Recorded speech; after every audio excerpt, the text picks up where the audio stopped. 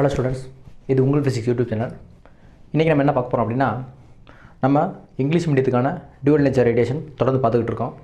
அதில் இன்றைக்கி நம்ம பார்க்க போகிறது ஃபோட்டோ எலக்ட்ரிக் எஃபெக்ட் அப்படிங்கிறத பார்க்க போகிறோம். ரைட்டா, வாங்க ஃபாலோ பண்ணிக்கலாம்.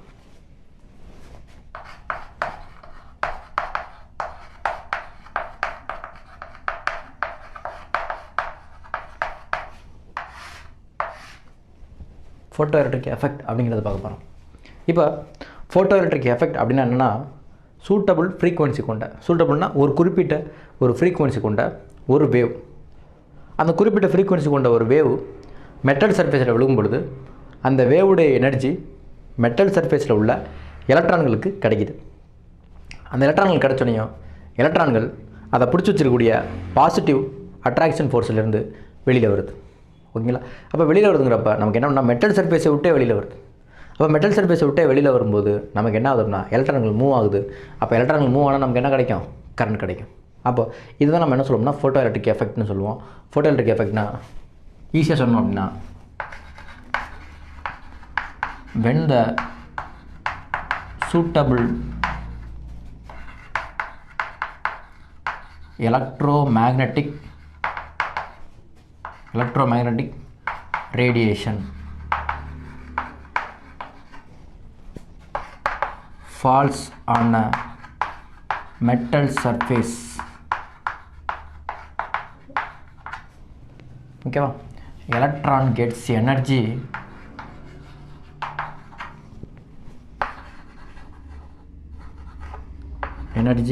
and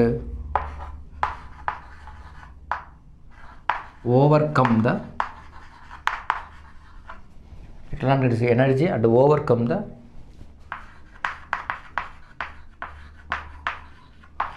attractive pull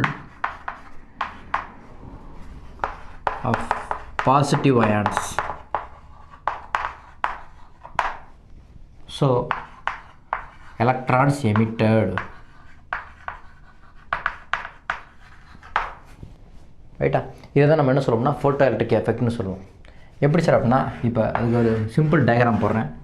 எலக்ட்ரோமேட்டிக் ரேடியேஷன் வந்து விழுந்தோடனே இங்கே இருக்கக்கூடிய எலக்ட்ரானுக்கு எனர்ஜி கிடைக்குது. எனர்ஜி சொன்ன எலக்ட்ரானுக்கு என்ன பண்ணுது? எமிட் ஆகும். ஓகேங்களா? இதுக்கு பேர் ஃபோட்டோ எலக்ட்ரிக் எஃபெக்ட். சரி சார், இப்போது இதில் என்ன பிரச்சனை அப்படின்னா, ஃபோட்டோ எலக்ட்ரிக் எஃபெக்ட் அப்படிங்கிறத அப்சர்வ் பண்ணிட்டாங்க. யார் அப்சர்வ் பண்ணுவா அப்படின்னா, ஹெட்ஸ் அப்படிங்கிற ஒருத்தர் தான் அப்சர்வ் பண்ணுவார் இந்த மாதிரி பிரச்சனைகள் நடக்கிறது.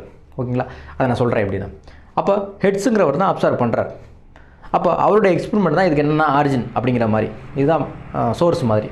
அப்போ ஹெட்ஸுக்கு அப்புறம் யார் வந்தா அப்படின்னா ஹால்வாக்ஸ் அப்படிங்கிற ஒருத்தர் வந்தார். ஹெட்ஸு சொன்னதே தான் ஹால்வாக்ஸ்னு சொன்னார். அதுக்கப்புறம் யார் வர்றா அப்படின்னா லேனார்ட் அப்படிங்கிற ஒருத்தர் வந்தார். ஓகேங்களா? அப்போ இவங்க 3 பேருமே இந்த ஃபோட்டோ எலக்ட்ரிக் எஃபெக்ட் எப்படி நடந்தது அப்படிங்கிறதுக்கான ஒரு ரீசனை கொடுக்கக்கூடியவங்க. ஓகேங்களா? அப்போ நம்ம என்ன பண்ணுறோம்னா ஒவ்வொரு ஆளாக பார்க்க போகிறோம். அதில் நான் என்ன பண்ணுறேன்னா ஹெட்ஸு ஹால்வாக்ஸுங்கிறது லேட்டாக பார்க்கலாம். நம்ம நேரடியாக எங்கே போகிறோம்னா லேனார்டுக்கு போகிறோம். ஓகேங்களா? நேரடியாக நம்ம என்ன பண்ணுறோம்னா லேனார்ட் எக்ஸ்பெரிமெண்ட் போகிறோம். ஓகேங்களா? பார்த்துக்கலாமா?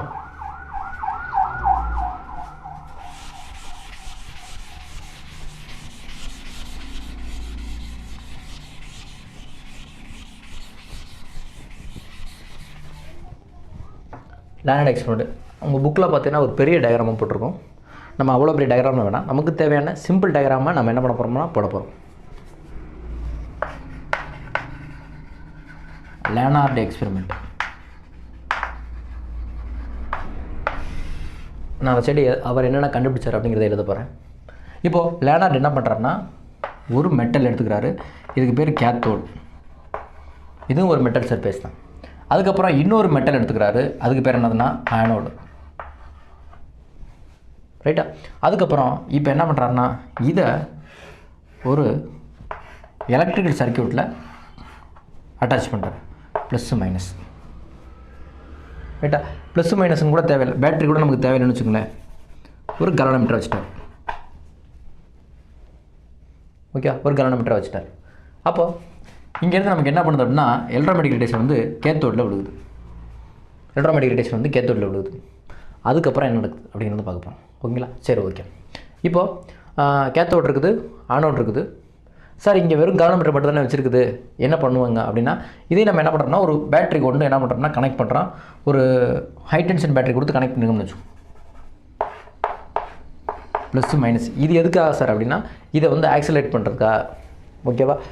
இங்கே உருவாகக்கூடிய எலக்ட்ரானை ஆக்சிலேட் பண்ணுறதுக்காக நம்ம ஸ்டெப் பை ஸ்டெப்பை பார்ப்போம். சரி, ஓகே. இப்போ நான் என்ன பண்ண போகிறேன்னா பொட்டன்ஷியல் டிஃப்ரென்ஸ் இது நான் கொடுத்துக்கலாம். ஆனோடுக்கு என்னால் கொடுக்க முடியும், கேத்தோடுக்கு என்னால் கொடுக்க முடியும். Potential difference V. Okay, step by step பார்ப்போம். Step 1.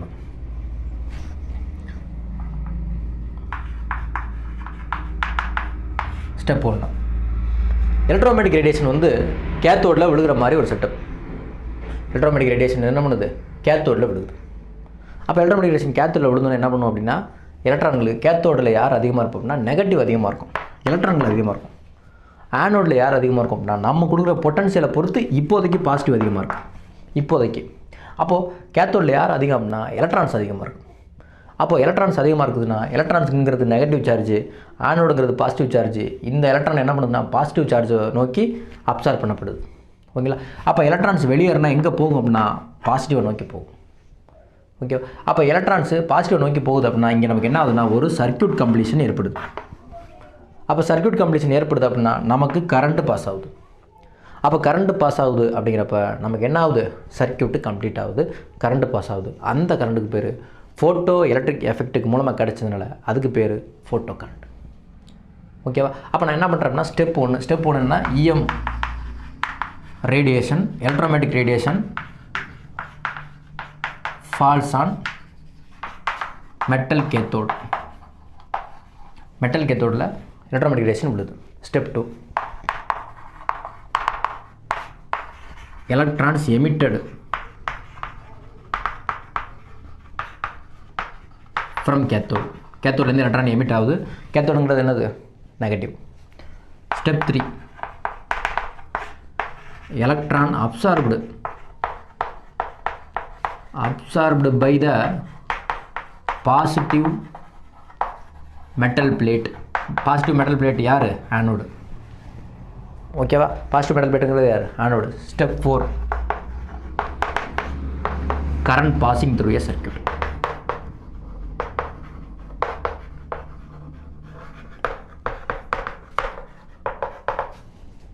Current passing through a circuit. ஓகேவா? அப்போ 4 ஸ்டெப்பு தான் இங்கே நடக்குது.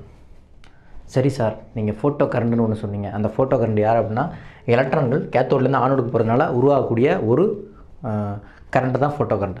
அது எதை டிபெண்ட் பண்ணியிருக்கோம் அப்படின்னா முக்கியமாக 3 விஷயத்தை டிபெண்ட் பண்ணியிருக்கோம். 1 விழுகக்கூடிய எலக்ட்ரோமேட்டிக் ரேடியேஷனுடைய இன்டென்சிட்டி. 2வது நாம் கொடுக்கக்கூடிய பொட்டன்ஷியல் டிஃப்ரென்ஸ். 3வது ஃப்ரீக்வன்சி. ஓகேங்களா? அதை நம்ம நெக்ஸ்ட் கேஸில் பார்ப்போம். ஓகேங்களா? இதை எழுதிக்கலாம், நெக்ஸ்ட்டு போகணும். இப்போ நான் என்ன பண்ணிட்டேன்னா சிம்பிள் டயக்ராமாக போட்டேன். கேத்தோடில் எலக்ட்ரோமேட்டிக் ரேடியேஷன் விழுது. ஓகே, அப்போ இதில் உருவாகக்கூடிய ஃபோட்டோ கரண்ட்ங்கிறது 3 டிபெண்ட் பண்ணியிருக்குன்னு சொன்னோம். 1 என்ன அப்படின்னா amount of radiation. Amount of radiation அப்படிங்கிறத நம்ம என்ன சொல்லுவோம்னா இன்னொரு பேர் இன்டென்சிட்டி. ரைட்டா? எவ்வளோ ரேடியேஷன் வருது. 2வது பொட்டன்ஷியல் டிஃப்ரென்ஸ்.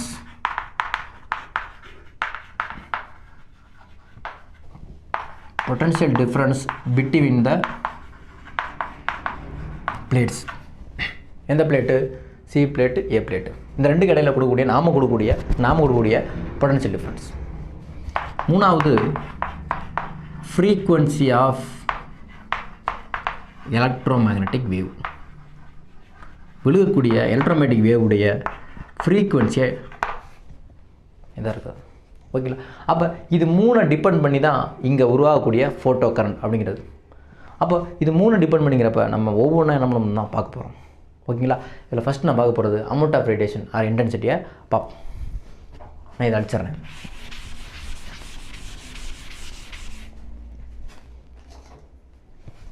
ஷார்ட்டாக உங்களுக்கு நோட்ஸ் தரேன். Amount of radiation or intensity. ரைட்டா? இப்போது நிறையா ரேடியேஷன் வருது. நிறையா ரேடியேஷன் வந்தால் நிறைய எலக்ட்ரான்ஸ் வெளியில் வரும். ஓகேங்களா? அப்போ மோர் ரேடியேஷன், அதிக amount of radiation, more radiation நமக்கு என்ன பண்ணுவோம் அப்படின்னா மோர் எலக்ட்ரான்ஸ் வெளியில் வரும். மோர் எலக்ட்ரான்ஸ் எங்கேருந்து வரும்? கேத்தோட்லேருந்து வெளியில் வரும். அப்போ மோர் எலக்ட்ரான்ஸ் வெளியில் வந்ததுன்னா நமக்கு என்ன கிடைக்கும் அப்படின்னா மோர் கரண்ட் கிடைக்கும். ரைட்டா? அப்போ நம்ம என்ன சொல்லலாம் அப்படின்னா இன்டென்சிட்டி மோர் ரேடியேஷன் இன்டென்சிட்டி அதிகமாக வந்தால் நமக்கு என்ன அதிகமாக கிடைக்குது? கரண்ட் அதிகமாக கிடைக்குது. அப்போ என்ன சொல்லலாம்னா intensity is directly proportional to photo current அப்படின்னு சொல்லலாம். Intensity is directly proportional to photo current. அப்போ கிராஃப் எப்படி போடணும்? இது ஃபோட்டோ கரண்ட்னு வச்சுக்கோம். அப்போ இது இன்டென்சிட்டின்னு வச்சுக்கோம். இது இன்டென்சிட்டி, இது ஃபோட்டோ கரண்ட்னு வச்சுக்கோம். நமக்கு என்ன ஆகும் அப்படின்னா இன்டென்சிட்டி அதிகரிக்க ஃபோட்டோ கரண்ட்டும் நமக்கு என்ன பண்ணும்? அதிகரிக்கும். நம்ம என்ன பண்ணலாம்னா இன்க்ரீஸிங் கிராஃபும் போடலாம், இல்லை ஸ்ட்ரெயிட் லைனும் போடலாம். ஓகேவா? இன்டென்சிட்டி அதிகரிக்க ஃபோட்டோ கரண்ட்டும் என்ன பண்ணும்? அதிகரிக்கும். நம்ம இன்க்ரீஸிங் கிராஃபும் போடலாம், ஸ்ட்ரெயிட் லைனும் போடலாம். ஓகேவா? இதுதான் என்னது அமௌண்ட் ஆஃப் ரேடியேஷன் ஆர் இன்டென்சிட்டியோட கேசஸ். நெக்ஸ்ட் போகலாமா?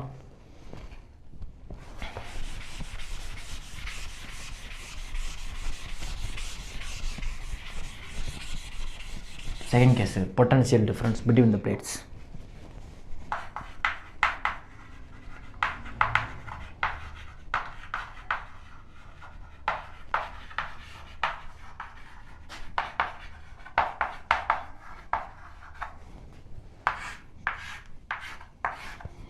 நான் இதுக்கு உங்களுக்கு 2 ஸ்டெப்பாக பிரிக்க போகிறேன். எப்படி பிரிக்க போகிறேன் அப்படின்னா இங்கே பாருங்கள், 2 ஸ்டெப்பாக பிரிக்க போகிறேன்.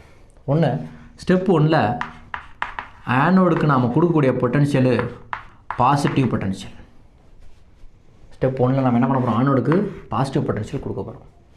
ஸ்டெப் 2ல் நம்ம என்ன பண்ண போகிறோம்னா ஆனோடுக்கு நெகட்டிவ் பொட்டன்ஷியல் கொடுக்க போகிறோம். ஓகேவா? ஆனோடுக்கு என்ன பண்ண போகிறோம்? நெகட்டிவ் பொட்டன்ஷியல் கொடுக்க போகிறோம். சரி, ஓகே. இப்போ ஆனோடுக்கு பாசிட்டிவ் பொட்டன்ஷியல் கொடுக்குறேன்னு வச்சுக்கோம்.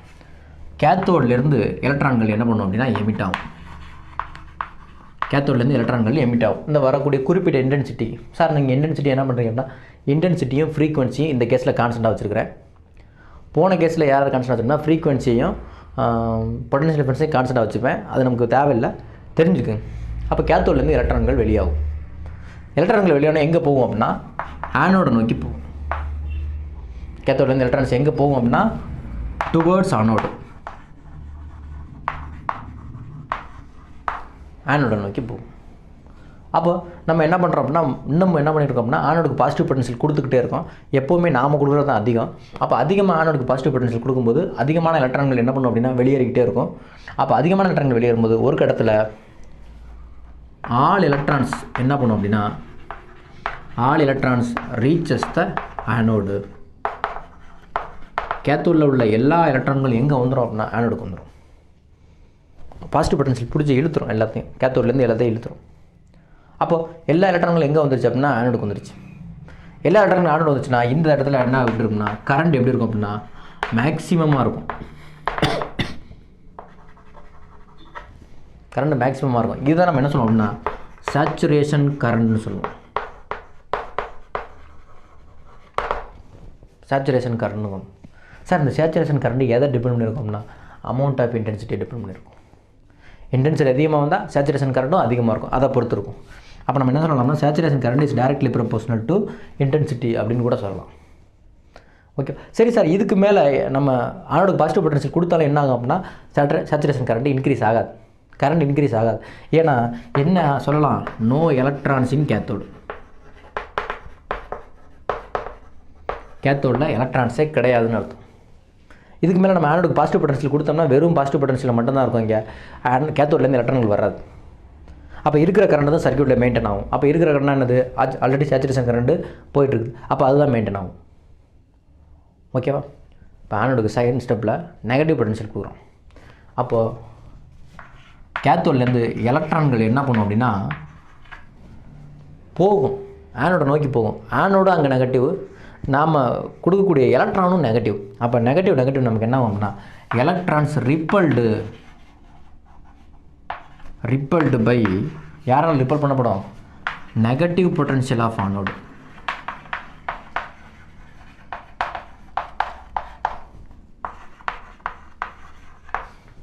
Electrons repelled by negative potential of anode. ஆனோட நெகட்டிவ் பொட்டன்ஷியல் என்ன பண்ணும் அப்படின்னா ரிப்பல் பண்ணிடும். ரைட்டா? சரி, ஓகே, ரிப்பல் பண்ணப்பட்டது. அப்போ என்ன ஆயிரும் அப்படின்னா மூவிங் எலக்ட்ரான் ஸ்டாப்டு. ஃபாஸ்ட்டாக மூவுதுலேயே அது போய் என்ன பண்ணிடும்? ஸ்டாப் ஆகிடும். அப்போ மூவிங் எலக்ட்ரான்னா கேத்தோட்லேருந்து போகக்கூடிய electron moving electron stopped. Moving electron என்ன பண்ணணும்? ஸ்டாப் பண்ணப்படும். ஸ்டாப் பண்ணி திரும்ப அனுப்பப்படும், ரிட்டர்ன் வரும். அப்போ போயிட்டு நின்று ஸ்டாப் ஆகி திரும்ப வரும். அப்போ இங்கே வந்து என்ன சொல்லலாம்னா 1/2 mv² அப்படிங்கிறது எதுக்கு ஈக்குவல் ஆகி போயிடுதுன்னா மூவிங் எலக்ட்ரானோட கைனடிக் எனர்ஜி 1/2 mv². ஸ்டாப் பண்ணப்படுதுன்னா QVக்கு ஈக்குவல் பண்ணப்படுது.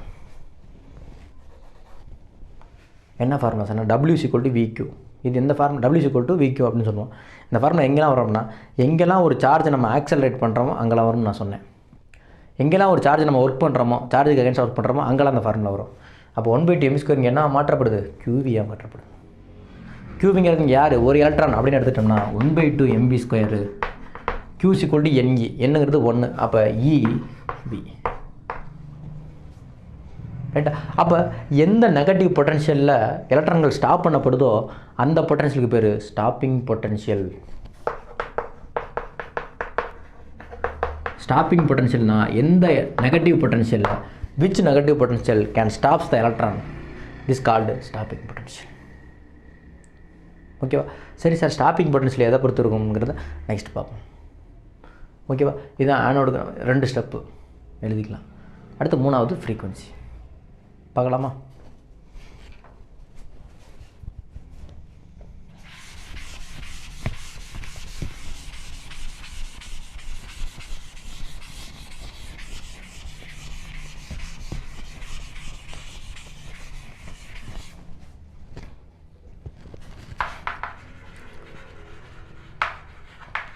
frequency of EM wave.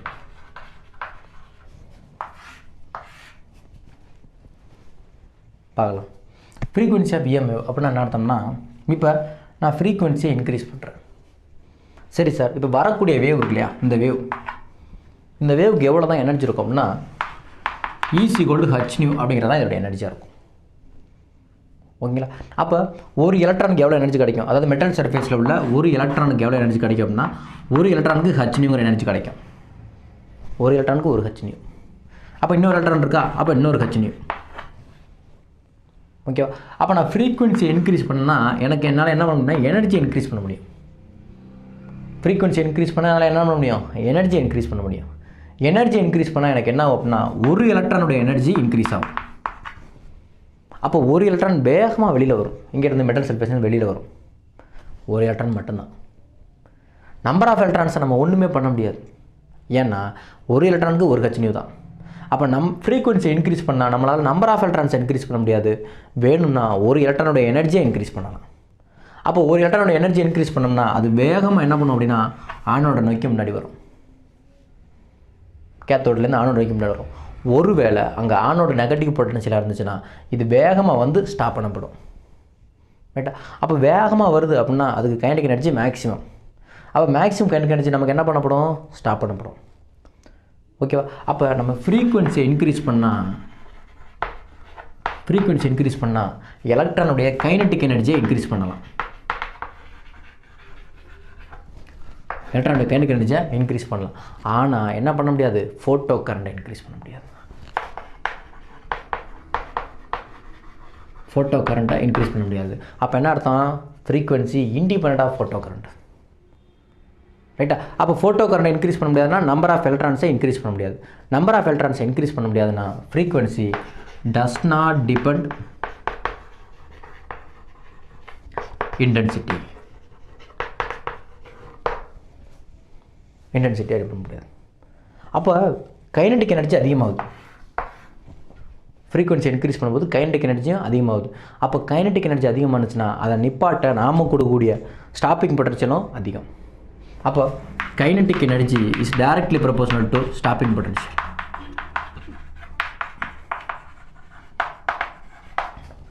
Kinetic energy அதிகமானால் அதை நிப்பாட்டுறதுக்கு நாம் கொடுக்கக்கூடிய ஸ்டாப்பிங் பொட்டன்ஷியலும் அதிகமாகும் நெகட்டிவில்.